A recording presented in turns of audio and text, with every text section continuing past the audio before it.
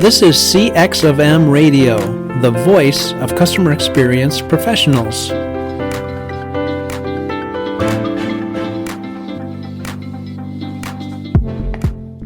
Hello, and welcome to another World of UX podcast. This is your host, Darren Hood. Thanks for taking the time to join us on today. A very special welcome to those of you who are listening for the first time. We are going to present another very special guest to the World of UX audience on today. As usual, I'm going to let my guest announce themselves, but I get to talk about them for a minute or so before they actually chime in here.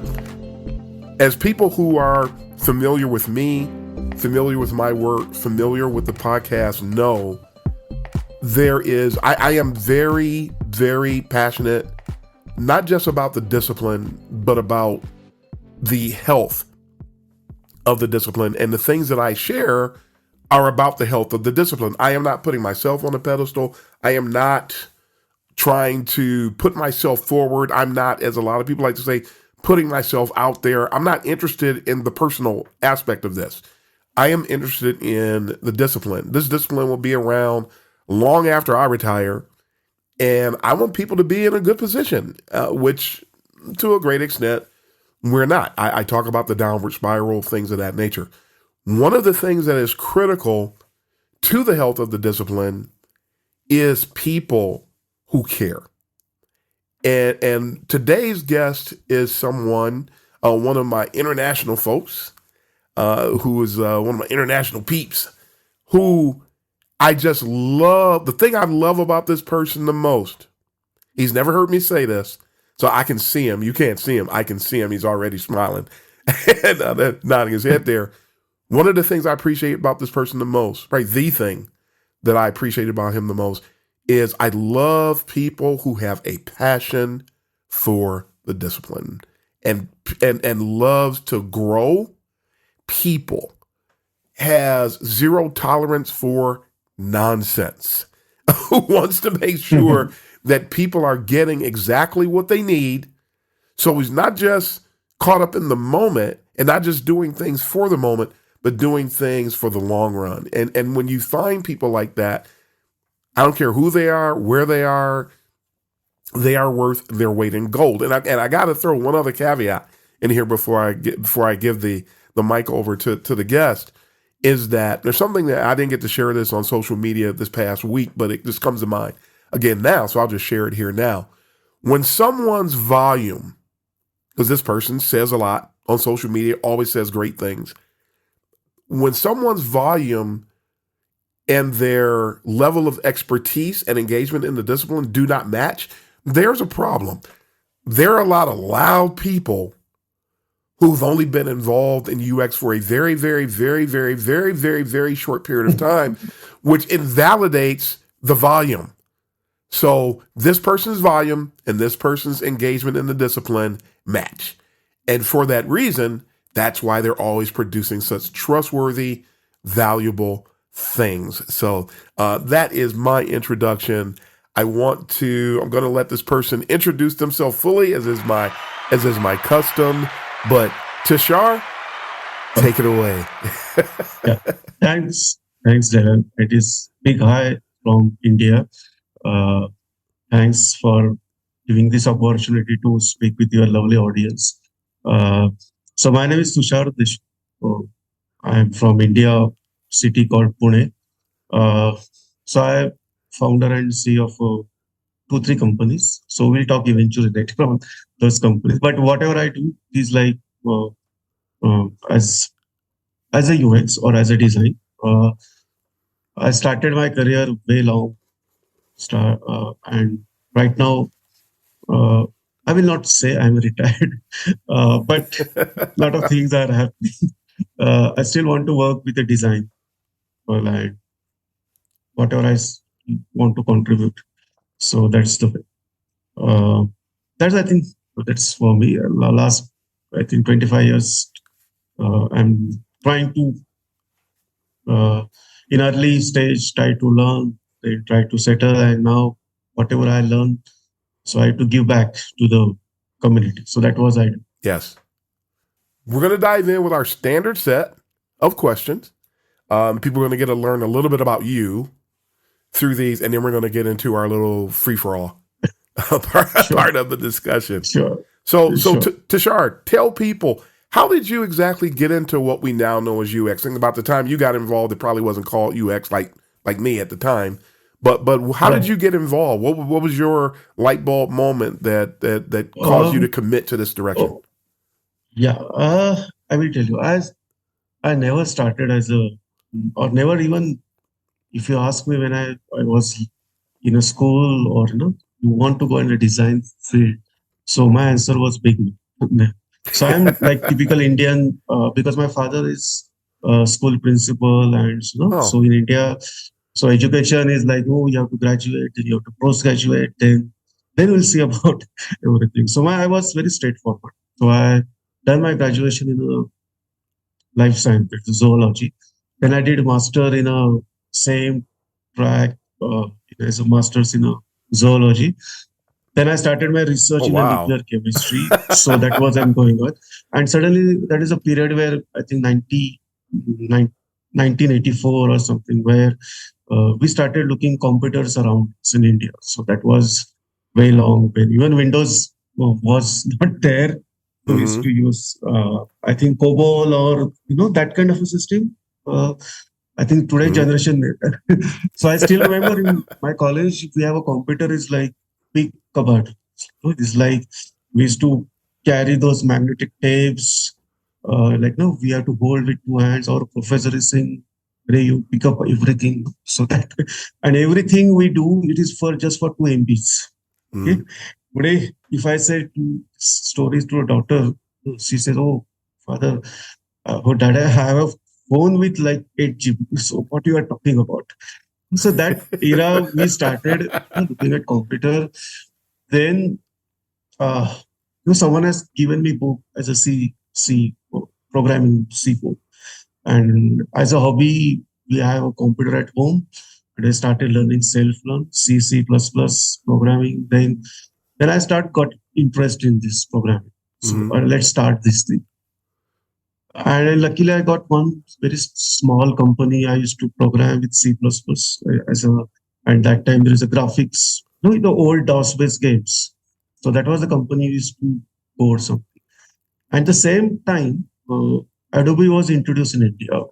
There one more company, Micromedia, and they used to take a lot of seminars, and they used to sell CDs like no shareware or something. So this is Mm-hmm. our own first product like a Photoshop or Sapphire Flash that was.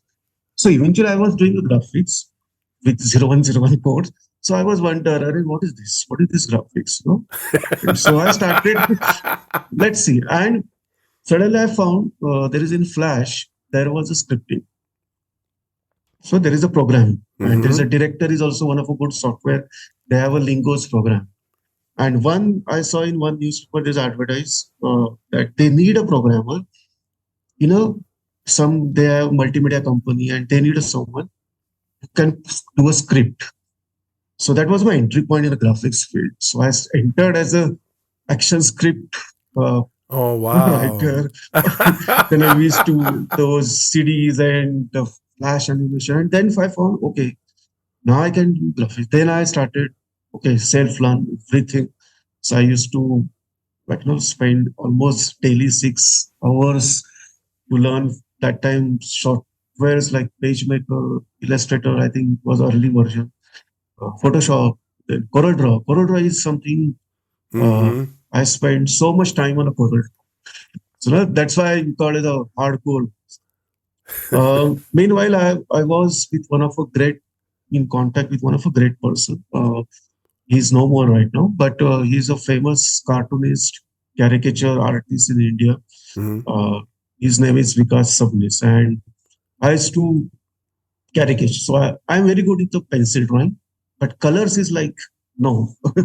But when I saw graphics and we started, and then there is a web design. So first websites was developing, and I think in India there was no design colleges or uh, there are colleges, but they are like a traditional design colleges or like.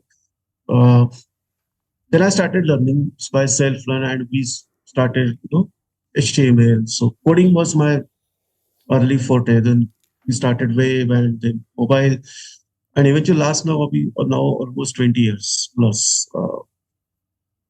Yes, as you said correctly, we never knew that we are doing UX. So Mm-hmm. I just remember just recollecting that I used to work with Rediff.com. There is one of the greatest portal in India, and there is one project we assigned for stock exchange. Uh, Mm-hmm. Real time you have to monitor. And this is somewhere around 2004 or six. And literally that time, my manager is saying, go in a field, sit with the brokers, go in a stock exchange. But that time we never knew that we are doing a user research. It Mm-hmm. was like, okay, it is like for us, it is like we are just going outside at the field, do some time pass. But slowly, eventually, we started studying. I like field visits. Then Mm-hmm. I started to, now we call them as a stakeholder interviews. Okay.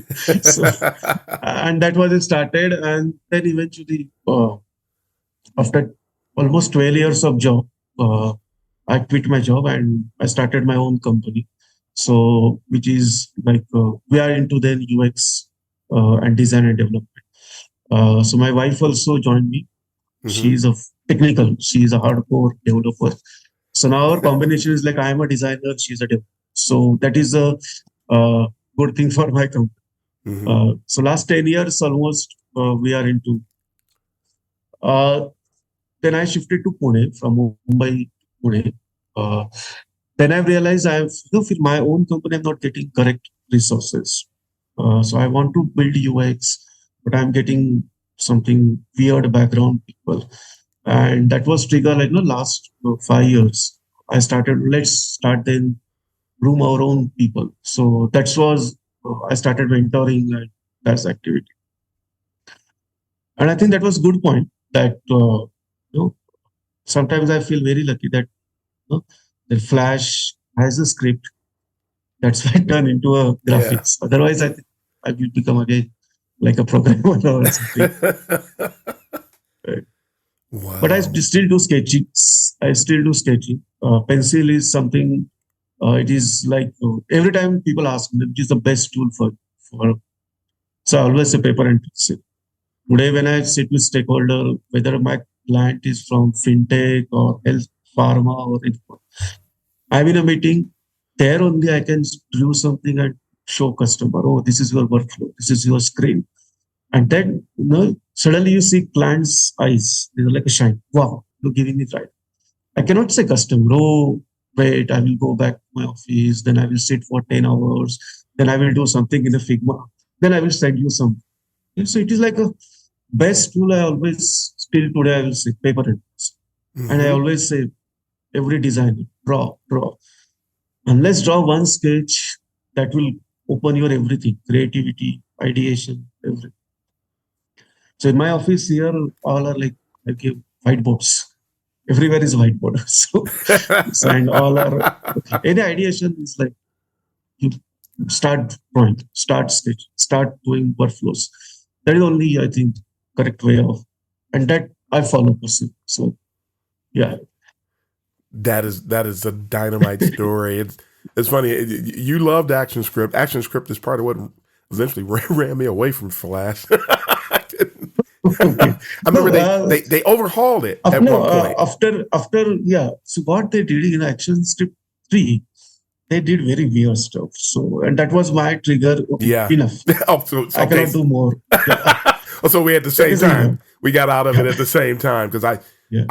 I designed a few sites and actually created my navigation on those sites using Flash because I thought there were some great things that I could do from an emotional design impact perspective that would really rope people in and make them want to engage, want them to interact and yeah. But eventually, man, when they overhauled ActionScript, like who in the world? What kind of drugs? The I'm like, I am out of here, and that was the end of it. And No, I think that happened after I think Adobe has taken they yes, take it over and did. they Yes. yeah I think they are doing same thing for Figma. They are building development. Yeah, that's why. So to interjecting another topic, I'm so glad. On one hand, I didn't care what happened between Figma and Adobe. On the other hand, I'm sort of glad that that deal didn't come through, because the Adobe has killed. I love Adobe from a standpoint of their product. I've been using their products for years and years and years and years and years, but they have destroyed. I've seen them kill a lot of products and Yes. things that, I mean, I used to be on I don't know if you knew this about me. I used to be on the advisory board for one of Macromedia's Yeah, I products. know. Yep. I And know. I loved Macromedia way more than I loved Adobe. So when the merger took place, it was something that it was sort of problematic. It broke my heart in a bit, as much as you can. Somebody's doing Yeah. design, but just to see certain products. I mean, fireworks. Rest in peace, fireworks. I loved Yeah. fireworks. I loved freehand. And you're about to say, sorry. Yeah. Fireworks is like, it's not a day that we are, when we used to work animation. The firework is like big. It's like we enjoy it. And even they are everything, like the animation. And in that time, the chief Yep. animation was popular. Adobe used to do. Then Adobe introduced Image Ready as a bundle software. Yeah. Yeah. That Oh, was, and then they even killed Image Ready. yeah, They killed yeah. that. I used to, when I had my freelance web design business, I eventually started designing my sites in Fireworks and then slicing everything up and exporting it, and that's how I got my code. And then I would manage it in Dreamweaver later. But Fireworks was so versatile.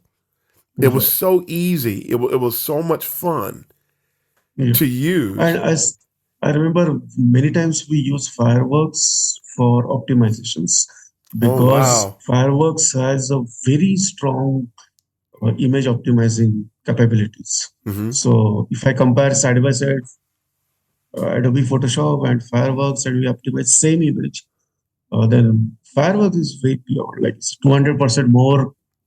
The output is very strong. So sometimes we use Fireworks only to optimize images. That was the fun. Yes. Still, yeah, that was, And it was so much easier to learn and use than Photoshop to me. I actually sort of kind of abandoned Photoshop for a very brief period of time because I love Fireworks so much that okay. I would just do all the work over there.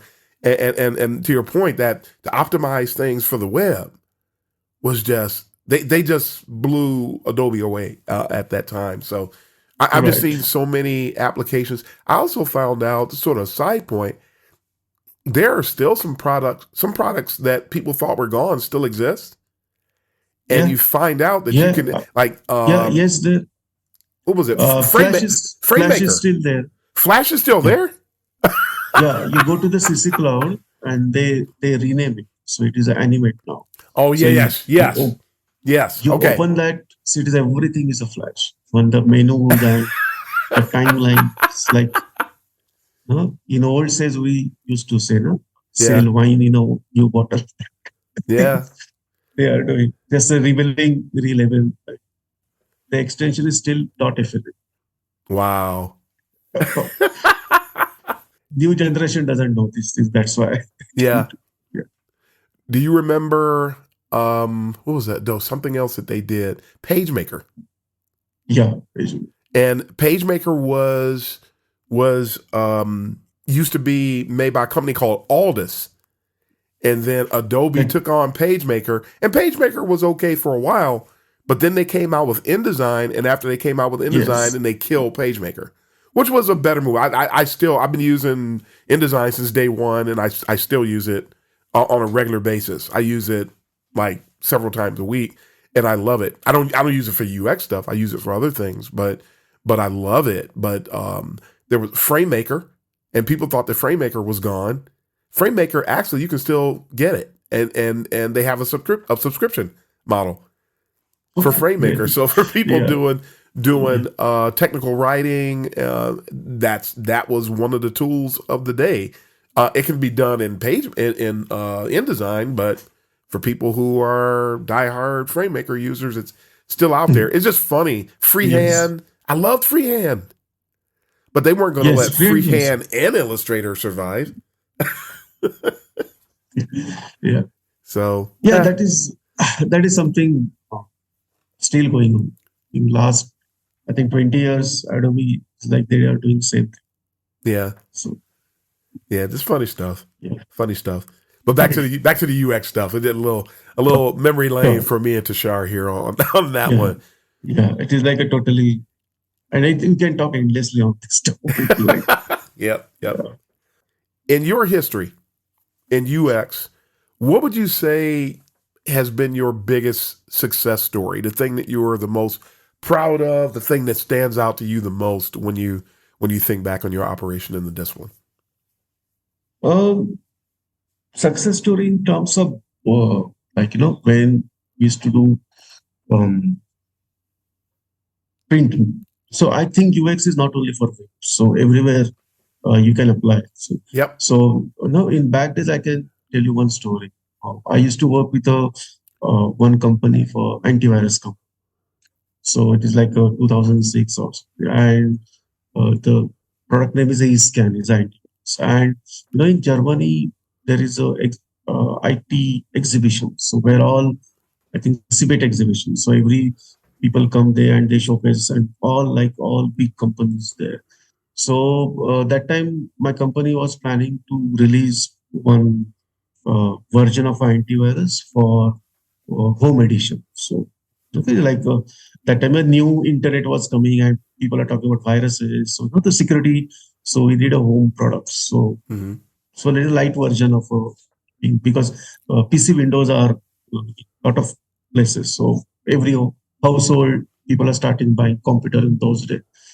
So we company thought we should have a that home edition for. So my boss given me free hand to design everything what we want. So I said okay. So we given a lot of thought. So it is a home control where there is a parenting control feature and everything. So we give a lot of brainstorming and just we thought, who control your house? So obviously everyone answer is wife. Who else control the house? Mm-hmm. So so we every thought and the entire campaign, the entire thing, we given a woman as a controlling.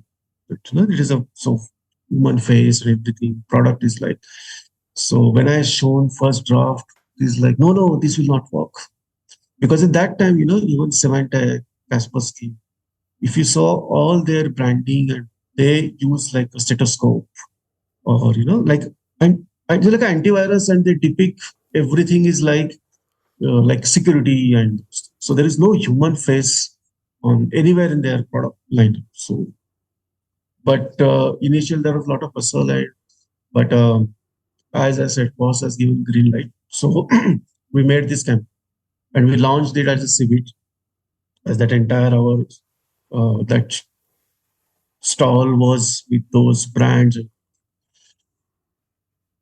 and we got success.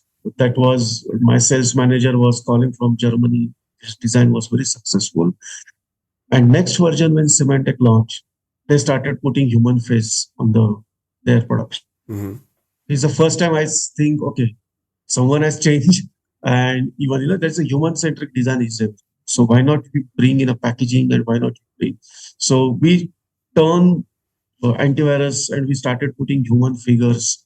That was, I think, it is not a pure UX product, but still, I think in that time, I did something, and people are in antivirus industry they started using the human because before that, still people are using like medicine or something, stethoscope or shield or something, those kind of limbs. Mm-hmm. So that is one thing I can do. One more recent example I can tell. It is in a lot of Indian is agriculture country. And see, in old days, if someone has even have told me, oh, you have to work some mobile application for agriculture, I should have thought, no, what you are saying. So a few years back, in before COVID, actually, one of my client is from agriculture, and he has a lot of breeding plants for nurseries and sheep. And so, Mm-hmm. and that guy came to me and said, "Oh, we want to develop a one mobile application and everything. I want, you know, digital and everything. So I want uh, how my sheep is growing and everything should be on one dashboard." I said, "Okay, fine, we'll develop." Okay, so you want to not only mobile, you want tab. Like, okay, you are thinking very futuristic. It's fine. We'll develop. So you want even RFID collars for animals and everything. So every time, every livestock will moves, they will count and they will get all. So like a futuristic. He want to build the farm. Simply. Yes, so say ideas was very nice. You can start. But as I practice, so okay, I will visit your farm. So that was the first. Then only let's stop. So when I went there, so it was like I was talking with actual workforce there, and I realized this workforce, these are like, first of all, they are not educated. They were not even like a 10 grades. So they have very huge problem of a language. So our in India, main language is like, we speak Hindi or the regional language, like I speak Marathi or English is one of them. Mm-hmm. But now my client want everything was sophisticated, but my problem is that the person who is going to use such application, he doesn't know how to read. And I'm telling him, oh, you do a drag and drop, you do something, you just scan and everything. How is possible? So I said, wait, we'll do something. So I spent like 3, 4 days with these workers and I observed them. So I observed they used to keep diaries. They had to make a notes, like, one maybe in their language of they used to like statistical, these lines and those things they used to. So I asked one guy, "Hey, can you share me diaries?" It's okay, fine. So then we come up with first screen, which is exactly replica of that diary. Mm-hmm. Okay? Nice. There is nothing hi-fi or nothing. This thing. And that my client was saying, "Oh, Tushar, what is you are doing? Oh, I thought you are doing UX, so you come up with some kind of a jazzy thing and everything." So no, wait. So 1 week I hand over those screen. I said, okay, let's start using those. Okay. Then after 2, 3 weeks, I again went and I asked, we take again interviews of those users. See, these people are, though they cannot read, they cannot read English or any scientific language or something. But everyone has a smartphone. That is something in India right now. Everyone, Android is at least, I think it is reached to, I think, 3 tier cities and village. So they use Android. So Mm-hmm. one worker is like, as said and saying in local language, oh, why not you do something like YouTube? Okay. So it is what? No, there is a YouTube. There is one button. Then one guy is saying, "Oh, I use WhatsApp, so there is some, no, I send images and that kind of thing." Now, what is happening here? The feature are actually is coming from users, not from me. Mm-hmm. Then our second version is a level up. So we introduce some features where the interactions are like their day to day, what they use today. That time TikTok was not banned in India, so people are using to see TikToks and lot of social networks and game. So introduce those features. And my last version was like, what my client was saying as a first day. So here two things happen. First, see, on the first day I can do what my client was expecting, very sophisticated everything. Mm-hmm. But then client has to spend a lot of time on a training. He has some 100+ workforce, so he has to spend time on the training. So there is an infrastructure cost. Second thing, that training part involves me also. Okay, I have to give training because uh, I have made this screen, so I have to. It's my responsibility that user acceptance. So so my time is also saved. Second thing, cost. So cost wise also we divide and very much see, I always see when I work with any customer. Uh, no, then for me also, I get a very good long-term project. No, so it is like we say initial phase within very primitive screen, then in second stage, after 3 months, we do that second level and last. So I also get a good lengthwise project. Client is also happy because their workers are happy. So that's the I think major breakthrough we have. Even now, these people are they are not even uh, speak English but they use this application. They use scanning. They use a lot of no lot of algorithms they use. Now recently, same person has came to me and he want, oh, can we do AI? I say, wait, we'll do. But yeah, that is happening. So that way I say, for me, success is like, the client should return to my user should say. I don't, if you go to my company's website, there is no list of clients. So I see many companies, they show list of logos, clients, like 100 logos. I think that company is not good because no client is returning client. No, you have to search client every time. So I have very first client with me when I had the 10th, we started 11th year for my company. So I have my first client still with me and we do nice every upgradation and everything. And that is, I think, best UX can do.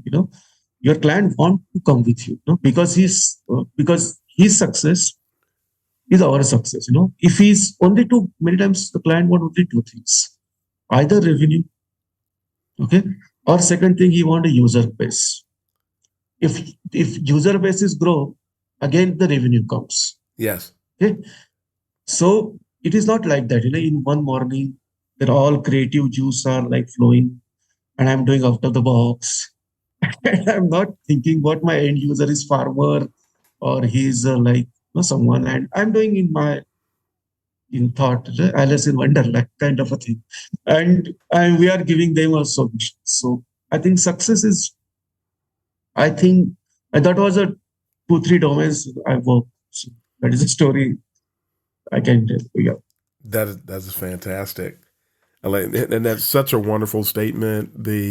To have that clients that stay with you, that's a wonderful testimony to be able to say that. And so many times, to your point, I mean, it's fantastic. It's everybody wants to put all these logos on their client's page, but it's how much is that really worth from a standpoint? The longevity speaks. I want to have the clients there, but I also want to. I want to have them there for a long time. It doesn't help anybody if we don't have the longevity. Longevity is the fruit of having achieved success, and so right. I think that gives us something better to go after, to shoot for, a better goal. That wonderfully stated. Wonderfully stated. We're gonna. I think as you talked about some challenges in the midst of that, I'm going to skip the next question that was up and jump straight into our free for all segment. I already mentioned how much I admire you and respect you for how you love developing people and how real you are about the discipline, things of that nature. Not afraid to say what needs to be said. You probably heard me go off many times about how there's a lot of cowards in our discipline today. They don't. Yeah. People that, and I just actually finished talking to somebody about that before we started recording here, about some people who want to do things for the community, and I'm glad that they do, but at the same time, some of those people don't want to hurt anybody's feelings, as if I do, or people like me do. People who are willing to say what needs to be said, we don't go around, man, how many people feelings can I hurt today? We don't go around saying that. It's a matter of something needs to be said, and because we care, we say it. Because if you don't say it, you know what's going to happen. If you don't say what needs to be said, you know how things are going to play out for that individual, and you don't want to see that happen to them. So you say it. And then somebody's feelings are hurt, partially because so few people are willing to say the thing that needs to be said. It makes people like me stand out, and it makes people label us as the bad guy, when actually if more people did it, more people would be appreciative of it, and we wouldn't be demonized the way that we are. But that said, I know that you're big on this, the issue of misinformation in the Right. world of UX. Go ahead and let me give you your soapbox, and you go ahead and do your thing here. Go ahead and talk like your thoughts, your Yeah. things you have been Yeah. observing with regard to misinformation. Misinformation is like, we always say, um, if you have a knowledge, then definitely people will respect you. But if you have a shallow knowledge, then how people will respect? And sometimes, as you're saying, there's a lot of noise today.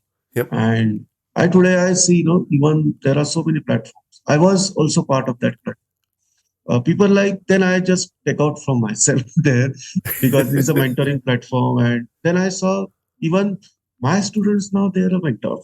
So I was surprised that you have not even 3 years of industry experience, and how you become a mentor. Fine. If you know, it is like, I will respect your knowledge definitely, but it is like you are not there. Okay? Get some experience, get some thing. Still, we are after, uh, how many years? Like 1980s, we started. In 90s, we started SCI. Then in 90s, a great guy Norman given us the team, given us UX as a term. But still, today, uh, we still talk about UX is not UI. That is really shame on the industry. After Yep. even 40 years, still people are. And yesterday also, I posted something. I feel very proud. Uh, Jacob Nelson has reshared those things. My one of a post, and then we had a little bit conversation. And these guys are, after so much work, uh, even they are, it's like a 60 plus, or I don't know, 70s. Now these guys, again, they have to come in industry and they have to talk about UX maturity. That is something wrong. These people are, they given us a lot of things, and but still we have to tell like a discipline, UX maturity, everything. It is, why not? This is, like, in every, if you say I'm a UX person, for me, I think UX designer is a very wrong term. Mhm. Either you become a designer or you become a UX professional. That is, or you cannot have a both things. Both are parallel sometimes. Both are, you have to work together. But still, there is a very thin line between what you are representing. To getting a job, I do understand. You have to show you are a multidisciplinary. Like, I know one hand Figma, I know one hand research, I can do information architecture. So yes, I agree. But that is like, early 2 or 3 years. But something such information coming from people like, they are into industry like 6 years, 7 years, and they are literally sometimes blasting on it LinkedIn, and they're giving so much misinformation. Yep. It is like, it is wrong. It is wrong, totally wrong. And whenever I find something, I go in, I talk very. As I said, you also, I saw you sometimes. You call them as a troll. I think one, it is like happening now. So you cannot do this thing. Okay. Uh, See, there are a lot of things are, how we learn. Okay? We learn by our own mistakes. That is something. And see, when I used to do research, when I in nuclear chemistry, I'd share one little bit example. So that then audience will know where my thought process come from. So after my masters, I started research. So that time there is no internet and computer and everything. So we used to do manual referencing. We used to go to library and have to take out manual referencing, to whether, so I want to work on one topic, so I have to find out. So I spent almost good 3-4 months to on a research which I want to. Then I went to my guide and said, "Oh, madam, now I think no one has worked on this topic." So I went back to 1960s, 40s. I went search a lot of libraries, possible libraries, and then I found out nothing. Okay, so that was fine. But there is one senior one of my colleagues say, no, Tushar, you are not referred libraries from. He taken one name. You are not referred from there. You should go and find out there. So again, I went for 3 months just to do a research work. So after 6 months, I'm not sure what I'm doing. So then I was frustrated. No, I was little frustrated. I went back to when I do complete my PhD. No? So that time she was telling, it's very wonderful. She used to say, so Tushar, she said, Tushar, if you are late, then no meaning of running inside the train. Okay. So what maximum you can do? You can, from last coach, you will run to the engine, but your train is late. You cannot. You have to change approach. You have to change mode of transport. Then only you can do a so. But here, people, they don't want to change methods. Mm-hmm. They don't want to take effort. They don't want to change approaches, but still they want something bigger, and they want, like, they just snap up the finger and they will get everything. But this is wrong. But eventually they come to know.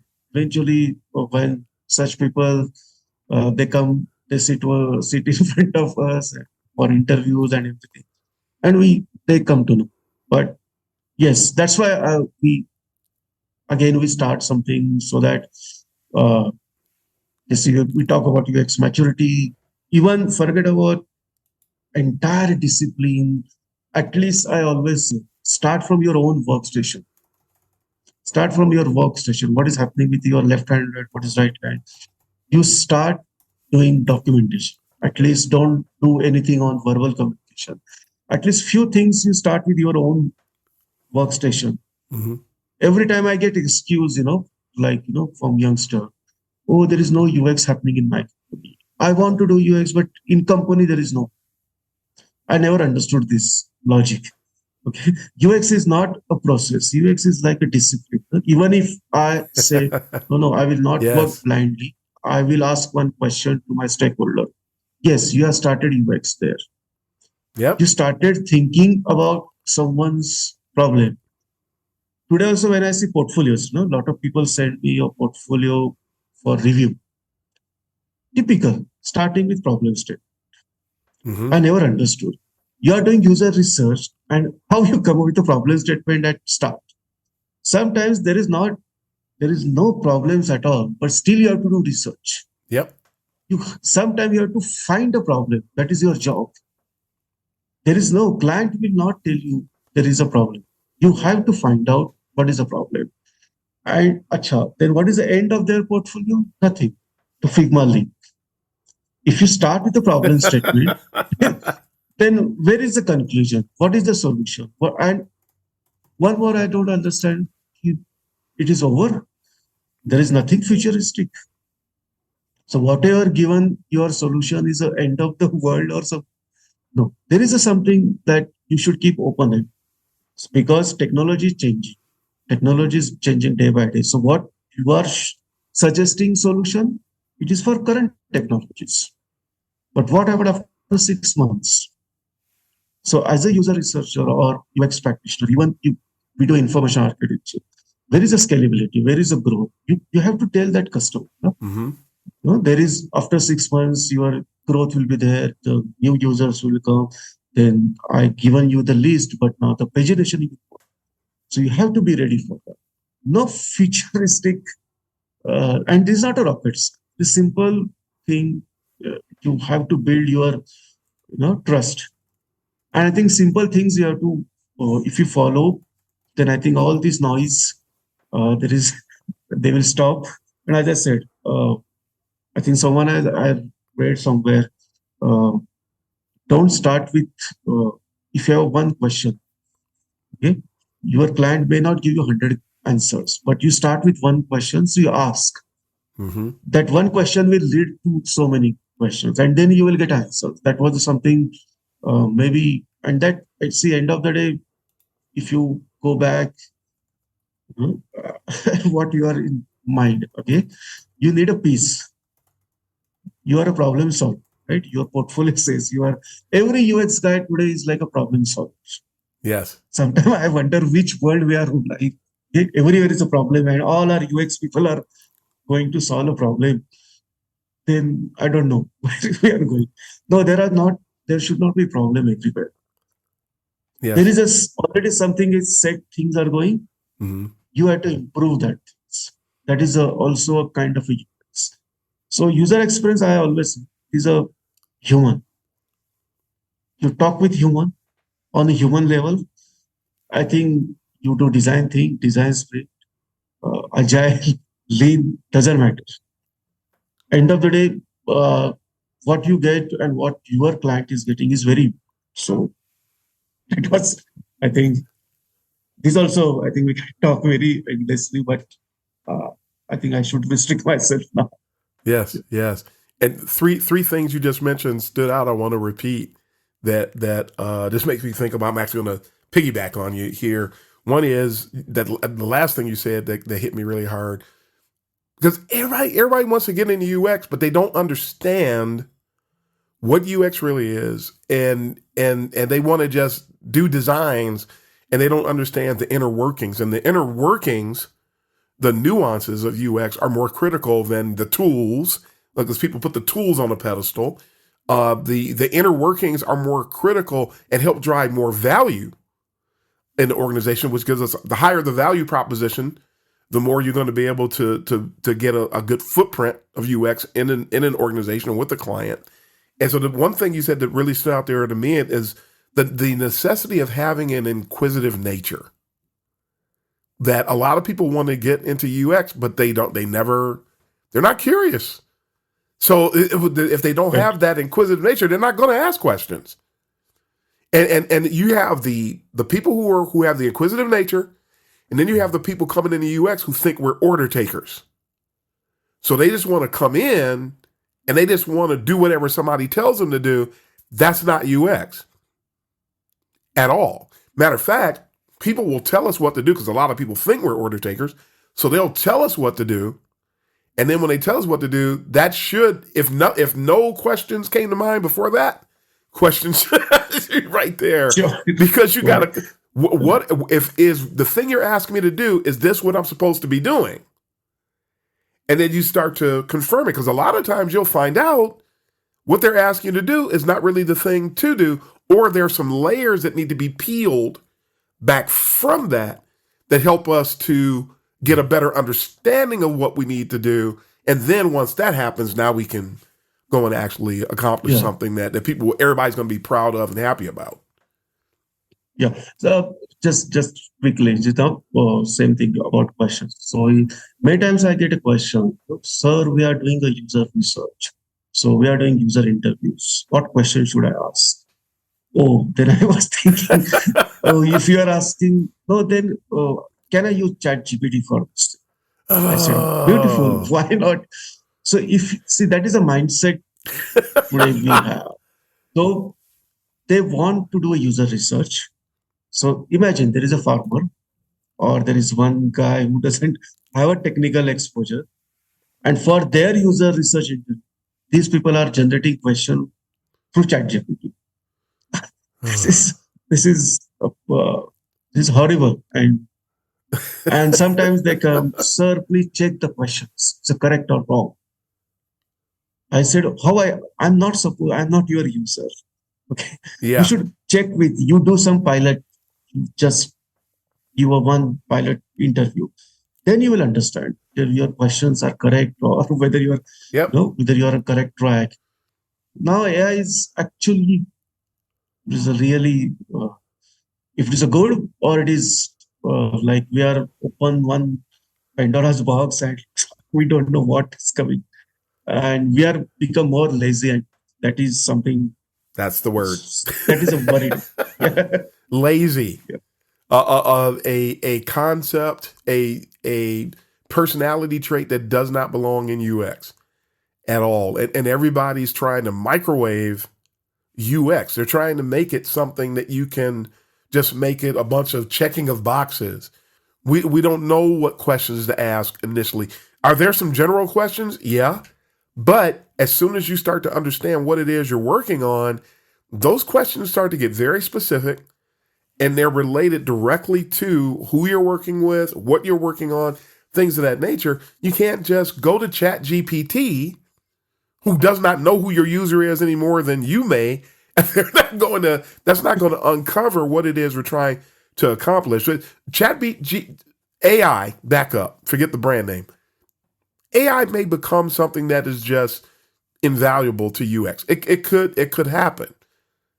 But if you think that anybody who thinks that AI is going to do our work, they're missing the point.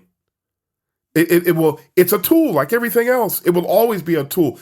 ChatGPT can go from its current rudimentary, error-laden stage to something that overnight, that's something that is fantastic, and you still have to do the work.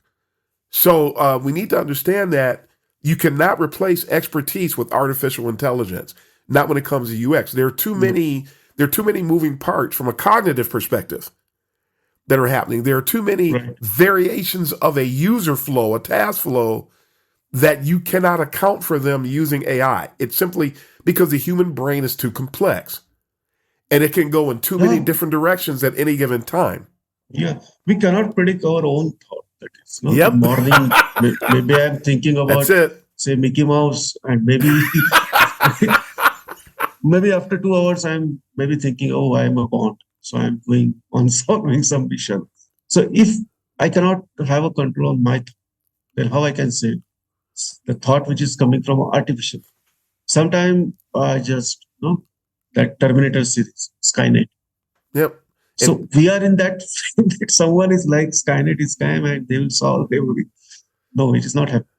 Yeah. I think I next 100 years, human is required. Unless human themselves, they are pushing and they are destroy themselves. Otherwise, machine will not destroy unless someone will need to press that button, right? Who will press that button? Machine, no. The human will press the button. So that is the time. Yes. Another thought that came up, and this is something I talk about when I did my strategy workshop for the folks in South Africa.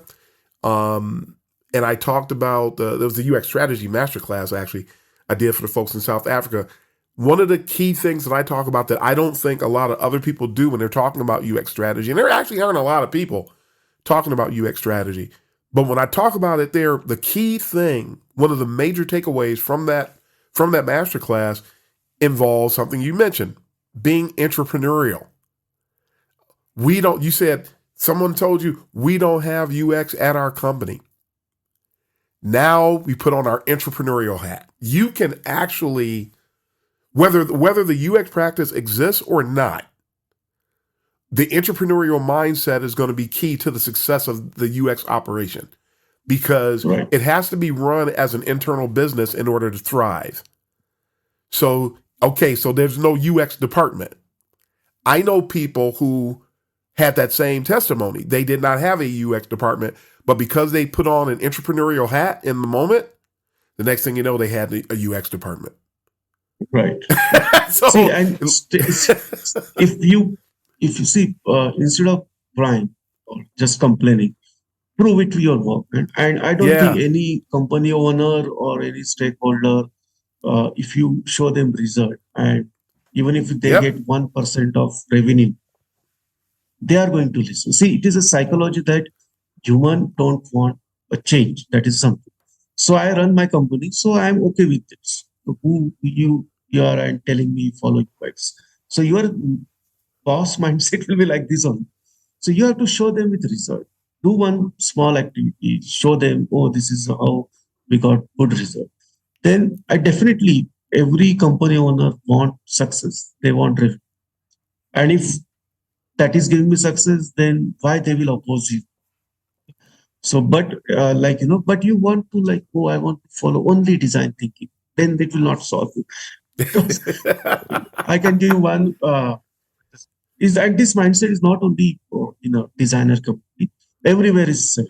One guy came to me and said, "Oh, he's a one startup here in Mumbai," and he said, "Oh, I want UX survey." So, okay, I said, "What you do?" So let's start research. No. We already developed in Angular. Now I need you. So I thought, means you already developed. Oh, we already developed, and now we want UX. Then I said, then okay, then how much UX? Half a kg, 2 kg, or 2 spoons? You tell me. Then I will put UX in your project. So that is a mind. Even technical people are still, they think UX is something like a patchwork. I told him, no, you don't want UX. You want your UI fixing. Your screen is not is like screen is disturbed. So instead of calling me, you just hired one good JavaScript developer or who knows fixing a browser issues. That is a UI. It is not a user experience you want. You want a user experience, Yep. then you should have come. Now it is like people are developing MVP and they want UX after that. It is like Yeah. The it's cart, like problem. It's a cart problem before the with the horse. it's a huge problem. Yeah, it's amazing too that how many times UX is brought in too late. There is. I actually did an episode talking about that. I call it UX train hopping. That a lot of times UX is brought in. The train's already moving, the destination's already set, and then they want you to get involved. That's a skill that a lot of people lack too. It's something that I think we do need. You need to be able to get involved when it's late and the 11th hour and still bring value. There's still a way to find out what have we done, what are we doing, where are we going. There's always low-hanging fruit. There's Right. never a tree that doesn't have low-hanging fruit on it. So if you can find that low-hanging fruit, this is the beginning of that UX operation. This is the beginning of the advancement of the current UX operation. Find the low-hanging fruit, bring value because we're wired differently. UX folks are wired differently. So we're going to see something that nobody else saw. And when you see it and address it and improve upon it and then bring data that shows that the improvement is there, that's when people start to listen. They don't want to hear our UX jargon. They don't want to hear any of our fancy UX terms. They don't want to hear any of that. They want to see progress. They want to see profit. They want to see something that resonates. They want to see the saving of development time, which people don't realize. Proper UX saves development time. It eliminates rework, and a lot of people don't know that. So if we can do that and then show that, then people start to relate to what it is that we're doing. Definitely. I think that is the direction now. I think we all are working. So previously what we are talking, that is the same thing we are planning. So bring that, wisdom to the design community so that at least we should start something because see such people I think will be there. They want fast food, but how many? You cannot survive on a fast food, right? So you need a main course somewhere. You need that dessert, so you need that relax and you want to enjoy your meal. So then you need a people, you need a team, you need a family. So that is something what we enjoy. Yes, and the third point that I want to extract from that segment that you had earlier, another thing that people miss about UX is that we don't have it when we first get involved in UX. You simply don't have it. It's something we have to learn because the timing of it is critical. But to thrive in UX, it is critical to be able to understand how and when to pivot, to hear what's going on in the operation, to recognize when something is going on that needs attention, that an issue that needs to be resolved, a problem that a lot of times may not be picked up on by anybody else, or maybe sometimes the way that the speed at which things are moving, the ability to pivot, the ability to shift what we're doing, how we're doing, and when. And I saw another a post earlier this morning. It reminds me of this too. The ability. Oh, it was yesterday. Yes, yesterday. Somebody was talking about how a lot of UXers don't know how to compromise and don't see value in compromise when compromising, because mediation is also a UX skill that we have to know what battles should we be fighting, what battles can we let go, And where can we find middle ground? Maybe from a UX perspective, we want to be up here. We want to be on a scale of 1 to 10. We want to at least be at an 8. But what if we still drive a ton of wins and can work toward the 8 if we agree at a level of a 6 or a 5? There are times that we can compromise. We can settle for something less, but make enough progress that makes it worth moving forward. We can't be overly rigid and be Right. successful. Right. We simply can't do that it. That is, I think, UX maturity is all about. Right? Yep. And in fact, I will say not my UX. It is the maturity. Like, that is a common, someone has said UX is a common sense. But I said, no, it is not a common sense. It is the only sense you have to apply here. Why you need a common sense? Yep. Right. Wonderful stuff. Right. Wonderful stuff. So speaking of pivoted, we're gonna start to come in for a landing. And I know that you're involved a lot in UX education, have been for some time. And so I want to give you an opportunity to talk about what it is that you're doing, what you're offering from a UX education standpoint for people who are trying to learn about the discipline. So take it away, and this is where you get to plug all the work that you're doing and highlight that. Sure, thanks. As I said in earlier conversation, I started mentoring because I'm not getting correct results. That is a one key. Here in India, there are so-called institutes out, which is they have crash courses. So sometimes I'm surprised, how people can learn 4-year, 3-year subject in a 1 week or 2 weeks. So I was a little bit worried. And then when I interviewed for my company, then I realized, there is a problem in our education itself. Because there are design colleges, definitely they have trained people. But to enter in a design college, there are a lot of people has to score that. Then they have to spend 4 years, then internship, and then people will come in industry. But and this is the only area where the professionals are stuck. The person who has 2 years of experience, 3 years of experience. Now these guys, they cannot give 4 years for learning. They cannot go back college. So I thought, let's give them, at least try to give them a correct awareness about what is user experience. So I started this mentoring. So where I start from very poor basic UX, what Steve Jobs has done in Apple industry and what human factor engineering is all about. So I start from there. So because every person who does UX, they should know history. Yes. Because history is something where we learn. Because see, my generation or our generation is we saw in our own lifetime that is a magnetic tape to the nano chips.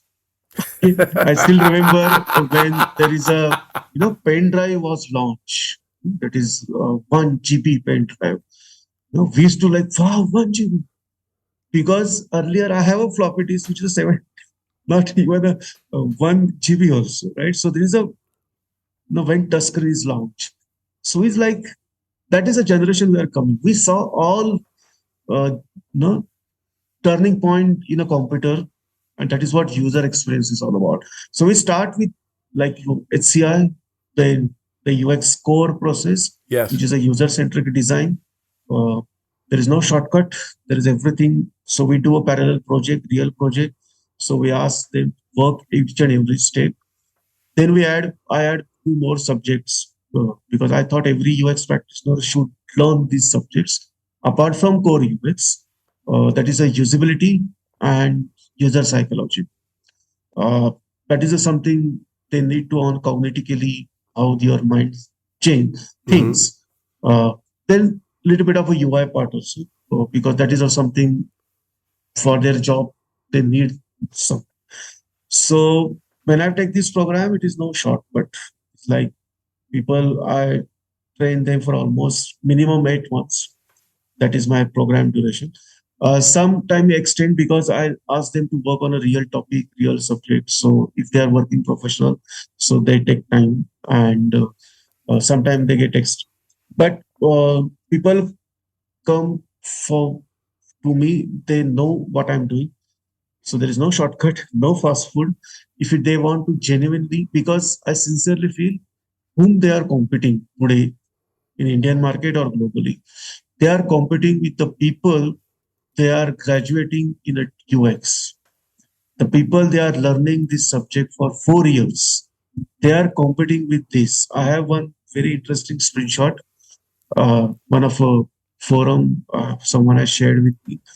There is a Google Coursera course on Coursera. So the one guy who asked leading you said Google leading Coursera, so yeah. So when if someone asked the Google one of a leading UX designer, hey, I have done UX Coursera, so will you Google hire me? So straight one line is no. right. We will go to the universities. We will go to the people we'll go for the campus interviews. Okay. So that was idea. And I thought, then I realized there are many people uh, there in India, they give a 2 months crash course or 1 month's crash course. So I thought, yes, we should start this. So I do this mentoring program. Now I joined where we are launching a new venture where we are not only programming a training program, but also we are giving a job also. It is a secure job. So we are tie up with some IT companies there. So if someone enter in my program, so they will get mentoring for almost 1 year. The on-site they will put. So when they come out from my side, so they're not only a trained people, but they also have a experienced. So that is what because no fast food, there is no shortcut for UX. Yep. Yep. You cannot have a just magic wand. I can have like one, and we can become a. And see who is suffering. Suffering is industry, and who are the people who is offering 2 months, 2 weeks course? The same people who work in the industry. There are some working in some e-commerce. See, India, there are so many people. They are working in the 7 years or 8 years in some e-commerce. They have some, then they advertise. Oh, I am coming from this e-commerce, so I have a UX, and I will train you in a 2 months. Okay, so this is bad. So that's why, because sometimes I do agree. People don't have a time for they are in between the switching of jobs and everything. But still, if you want to give a long-term career, you have to give time and Yep. for yourself. That is something. Okay? And because see, this is happening. I have so many professionals with me right now. They have spent absolutely millions of rupees for A course, B course, and 3 course, and still they are not getting good job. And they found out something new, and they come to me. So now what to do? Okay. Then they say, you have to work on practical. You have to work on the real project. Then only you will get some exposure. Otherwise, hypothetically, we have AI with me. I can Yep. within one click, I can. There is a tool called Framers. You give a prompt. That Framer gives 3 screens in one prompt: web, tablet, and mobile in 2 seconds. Then why I need a Figma artist, right? So that is so that is my intention, so for giving programs, so what we suffer, we learn by experience, we learn by doing the jobs. But these youngsters, they don't have these are like a traps. So at least I try to give correct knowledge, Yes. and that was all about it. And that's fantastic. I wish everybody can't go to college. Everybody can't spend the 4 years getting the degrees. A lot of people who have their bachelor's don't want to invest anymore in a master's degree. So yeah, we understand that there's a need out there, but it doesn't justify the poor options that a lot of people have been presented with. And I'm thankful for people like you who roll out good options. There are a few. I'm actually going to be doing a series in the not too distant future where I'm talking about some of those options. that are out there. Because people say, yeah, Darren, I know you hate boot camps. Nobody's actually ever heard me say that.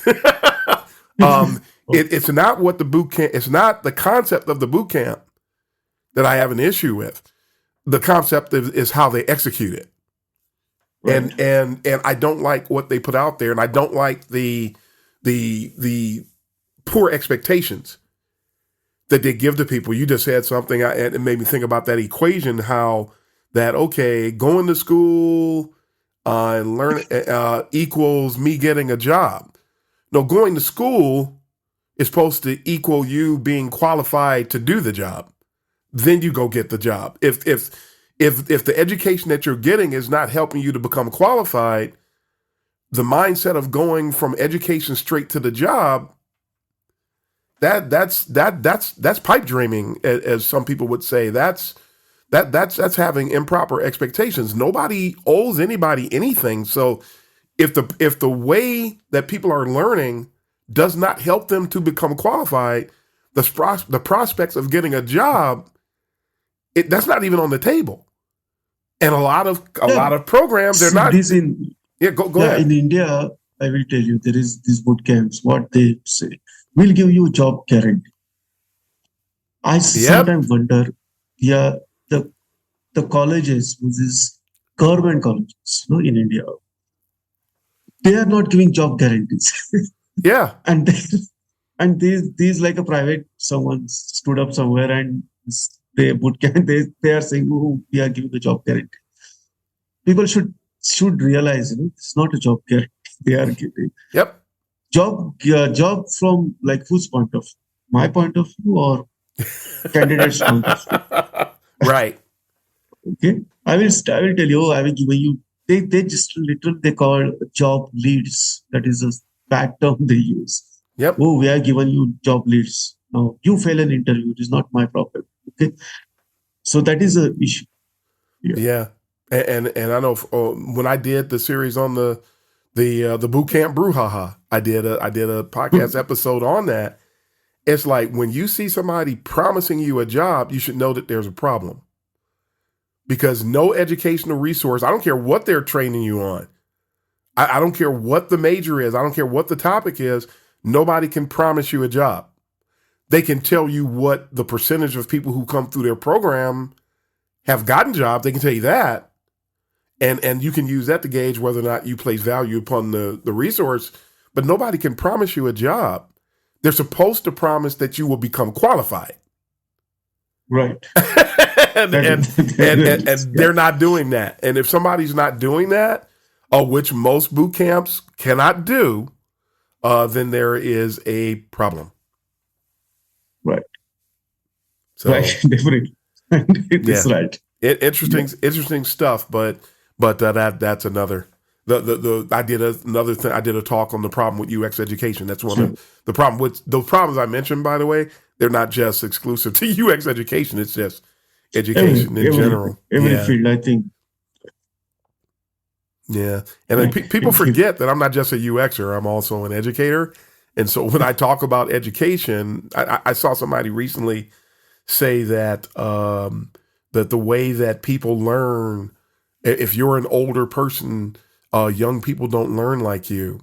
That's actually not true. There's something that has been the same for thousands and thousands and thousands and thousands of years, and it is the human brain. The human brain has not advanced. It still functions the exact same way. Right. So, always I give this example in, just imagine, just human race when evolved, and one person is not curious. What is beyond that river or what is beyond that mountain? I think human is not survived. That is one curiosity. Then we migrate. Now today, I think every continent is. Yep. We are talking on Mars, and everything. Yeah. So that is a curiosity, one. Otherwise, I think human race was instinct.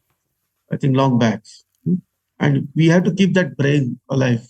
Yes. Otherwise, then we are still migrating. That time struggle was different.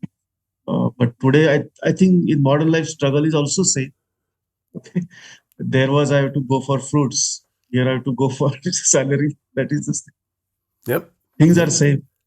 Just ways are changed. It is again you.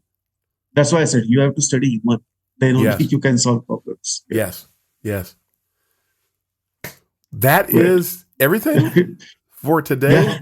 Tushar, Yeah. I want to thank you for taking the time to join me here. I know a little backstory on this episode for the listeners. Tushar and I we've been going back and forth. We've been interacting for, I don't even remember when we first connected, but that's before the pandemic. We've known each other for a bit. And he said, hey, but let's catch up. I said, you know what? Let's do more than catch up. let's do a podcast episode, and here we are. And so I want to thank you I'm glad you were available. We have to be when you're talking to people in a different part of the world, you have to be really creative to come up with times. And it turned out that the day that we're recording this, my company is not working today, and we're, I think, 6 to 8 hours ahead of you, Tushar. Yeah. So that works out that we're able to connect, and so I want to again thank you for your time with me today. Thanks for your sharing with the UX community at large. And so I do always give people an opportunity for some parting words before we sign off. So what final words do you have for the UX community today? Again, thanks, Darren, for this lovely conversation, and I wish all audience enjoy Christmas and happy holidays and happy New Year. Last word will be like I always say, spread knowledge, get knowledge. That is the only key, and discipline. That is something that then you work at any level of you start career or mid career or you are at retired. If you lose three things, then it is difficult to survive. Just end of the day, you should have a good sleep, nothing else. Otherwise, every day I think, what is about? Then not that day. It's not a good day. Yep, absolutely. Yeah. Great topic. We should catch up once again. Yes, we do. Different. And we end up connecting every next. We see each other on a post, and we interact on the post. Next thing you know, we're doing the DMing. Sure. Yeah, and I'm thankful for people like you that I can interact with, because somebody said I had a great interaction with somebody the other day on LinkedIn, and they were saying, I love your stuff. They said that everything that you say, in some way, form, or fashion, it comes to pass. We can sit here and question it all we want, but it always happens. And so they express an appreciation for what I do, but everybody doesn't appreciate what I do. For UX, and I think I really appreciate what you are giving so much to the community. And when you say, just let's catch up. So I say, anytime. Yes. You just tell me. If it is a good, all are like the same direction. Right? Yes. I'm available anytime. You have to just ping me. I will be there. Yes. We'll do. But folks, that's all the time we have for today. So thanks for taking the time to listen in on the show. Spread the word. Crazy stuff goes viral. Good stuff should go viral too. Spread the word. Tell folks about the podcast. But until next time, this is Darren Hood, the host of The World of UX, signing off. Happy UXing, everybody. Yes. Bye. Thanks for joining us for this session of CX of M Radio. Be sure to rate, review, and subscribe to the show, and visit cxofm.org for more resources.